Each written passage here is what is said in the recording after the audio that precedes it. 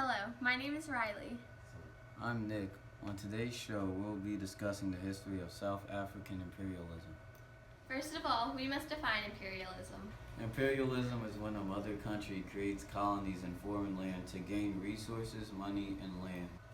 To really understand the entire story, we must go back to when the first European settlers came. In 1652, the Dutch landed at the Cape of Good Hope with John van Riebeeck and his 90 men. They were under the instructions by the Dutch East India Company to build a fort and develop a vegetable garden for the benefit of ships on the eastern trade route. But the Dutch had most of their important colonial interests in Indonesia, which included different types of crops and spices. The Dutch settlers came to find out that there were natives already inhabited in the area called the Cocoa.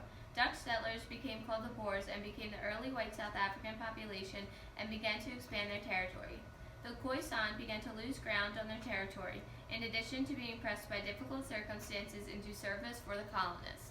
Khoi men and women became incorporated into colonial society as low-status servants, and many of their communities started to die off, so the Dutch settlers were forced elsewhere for their labor needs. In 1657, the first slaves were imported to South Africa, specifically for agricultural work. By the time Van Riebeeck left in 1662, 250 white people lived in what was beginning to look like a developing colony. By the second half of the 18th century, the Dutch began to lose their sense of identification with Europe. As a result to this, the British took the Cape from the Dutch in 1795. 7 years later, the rule went back to the Dutch, only to come under the British rule again in 1806. The British conquered the Cape largely to prevent it from falling into the hands of Napoleon and to protect their only sea route to southern Asia. Tired of British rule and fearful of losing all of their slaves, many Boer families in the 1830s marched into the interior of South Africa on the Great Trek. The Boers were hopeful to establish their own communities free of British rule. Between 1853 and 1872, a discovery of diamonds was found in the diamond mines of Kimberley. As it being British territory, it attracted many businessmen such as Cecil Rhodes. Gold was discovered in Witwatersrand in 1886. This changed South Africa from an agricultural society to becoming one of the largest gold producers in the world. The growing industry created divisions between the British and Boer, white and black, and also the rich and poor.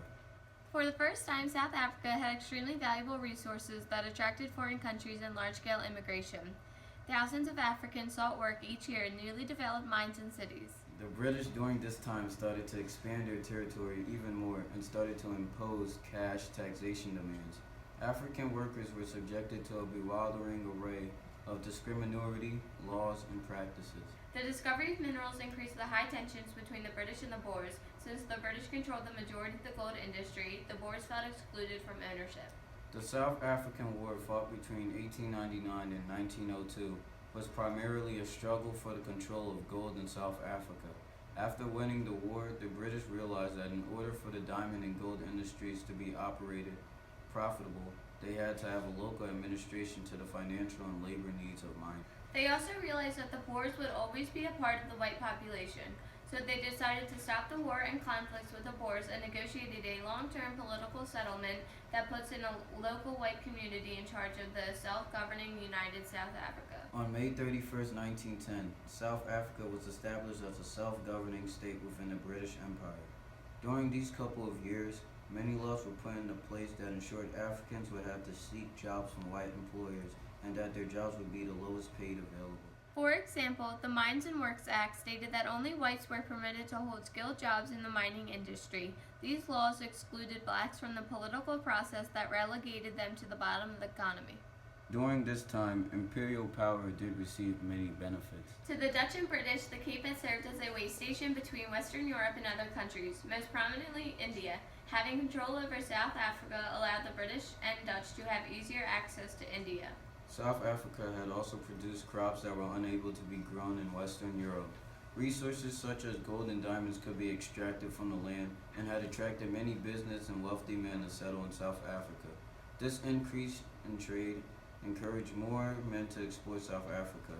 South Africa had also gradually increased in population. During 1870 to 1893, British imperialism helped increase the gross domestic product per capita. The British were making tons of money by owning territories of the diamond mines. But not all parties were treated the same. The Dutch forced the natives to flee north into the interior of Africa, where they would be either killed or enslaved. The Boers then encountered the native Bantus. The Bantus were a collection of people from Central and Southern Africa. They became trading partners as well as opponents.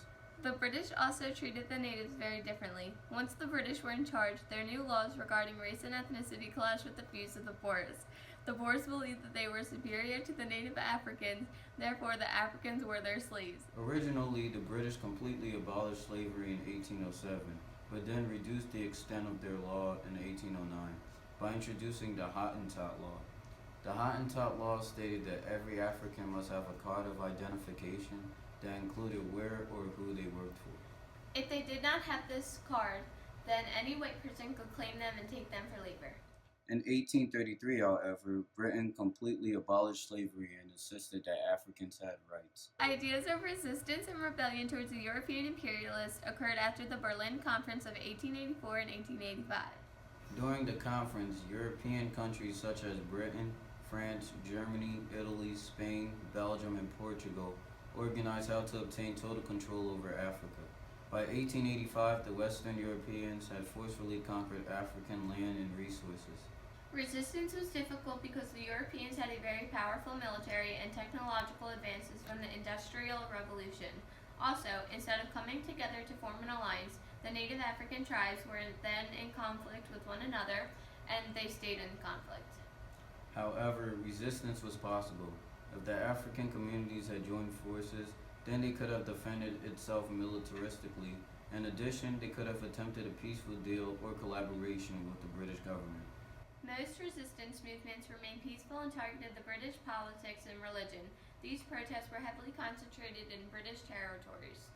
The Zulu were content with the British, so in 1839 the British supported the Zulu against the Boers. However, when the British seemed to be trying to please the Boers, the Zulu put pressure on the British to help them take back their land. After that, the British turned against the Zulu and decided that they needed to remove their leader, Ketcheweo. The Zulu triumphantly beat the British in the war, but then the British came back and completely destroyed the Zulu army. The Zulu just wanted to protect their independent land. A major independence movement was the Anglo-Zulu War of 1879. Conflict began when Boers started to expand into Zulu land. The Zulu were a native tribe of South Africa. Before imperialism, South Africa's religion consisted of Islam and Christianity. South Africa also had control of trade, which the British had once they took over. After imperialism, the culture in South Africa changed. The government in South Africa only had their schools teach English. The new generation of children grew up with only what they learned from the Europeans. Dutch Boers have lived alongside the natives who spoke African. This influenced the native language that lived with the Boers. When the British took over, they took their land and resources and divided it all. The British also took over the South Africa's government and introduced new laws. Industrialization during imperialism had negative effects on the native population. Britain established a discrimination pattern of labor, remuneration, and treatment that affected social and economic relations in South Africa. White miners were paid high wages while African migrants were paid 1/9 for what white miners got paid.